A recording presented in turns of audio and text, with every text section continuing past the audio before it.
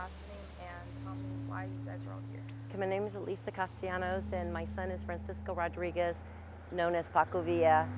He was in an accident on Saturday night, or which Sunday morning between 1 and 2.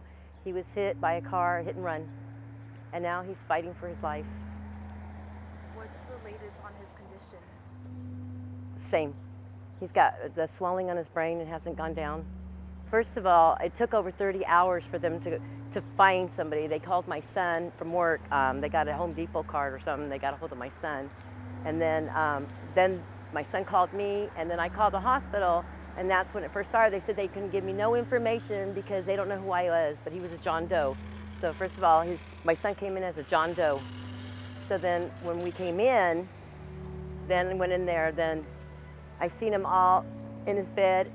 He had surgery without us even knowing he had surgery. So took part of his skull off, and they got a tube in there, and he got a broken ankle, but they're not worried about the broken ankle. They're worried about his brain. They said he's got some very serious brain injury. Did he have a driver's license or ID or anything on him when he got... He did have a driver's license. The girl that found him, she found him laying on the street, and she stopped and she looked in his ID, and it was in there, so she knew his name was Francisco. She said that he was fighting for his life. He was grasping for air. He couldn't breathe, and she told them, she called the hospital and told them, find the family, find the family. She couldn't get anything.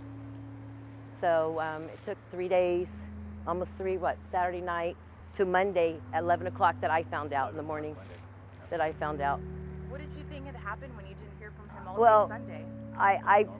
I call him, I follow my son on Facebook because we're very, very close, and the last time that I seen him on Facebook was at 10 o'clock. He must have been somewhere downtown. He had his lights. He was on the bike run, the cruise that they do. And then I tried calling him on Sunday, no call. His phone went right to voicemail. I kept calling, right to voicemail. I didn't see nothing on Facebook. And then I called my other son and said, have you heard from him? No, he probably lost his phone. So we thought he lost his phone. Monday morning, I woke up and I told my mom, I says, Mom, I got a really bad feeling.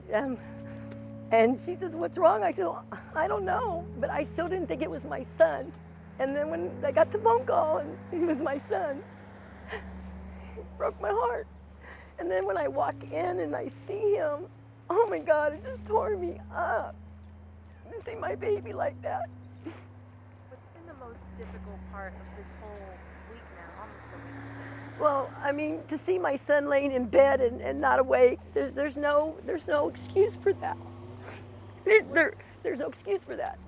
What's your message to the community in the midst of everything that's going on right now? I know there's a lot of frustration and pain, and I want them to find who did this to my son. They left him there to die, and they ran. They hit him and they ran. And I just want somebody to find out who did this to my son, because he's in there fighting for his life.